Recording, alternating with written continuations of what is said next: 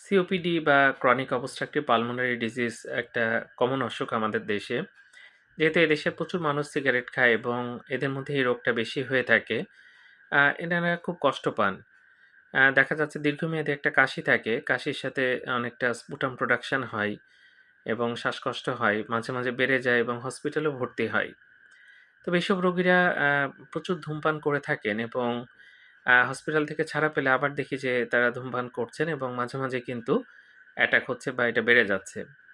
শেষের দিকে এমন হয় যে বাথরুম পর্যন্ত যেতে পারেন না। অর্থাৎ কিছু দূর হাঁটলেই শ্বাসকষ্ট শুরু হয় এবং প্রচণ্ড কষ্ট পান। যাক ইনহেলার আছে, বিভিন্ন ইনহেলার দিলে কিন্তু রোগীরা ভালো থাকে। আর ১ম কর্তব্য হচ্ছে ধূমপানটা একেবারে ছেড়ে দিতে হবে। তাহলে রোগীরা কিন্তু অনেকটা আরামে থাকতে পারবেন। তৃতীয়ত ব্যায়াম করতে হবে, পুষ্টিকর খাবার খেতে হবে। এছাড়া ফুসফুসের বিভিন্ন ব্যায়াম আছে সেটাও করতে হবে। আর ডাক্তার যেভাবে ইনহেলার দেন সেটা ঠিকমতো ব্যবহার করতে হবে এবং ধূমপানটা কিন্তু ১ম এই যেটা বললাম, এইটাই সবচেয়ে গুরুত্বপূর্ণ। এটা আগে ত্যাগ করতে হবে। ধন্যবাদ সবাইকে।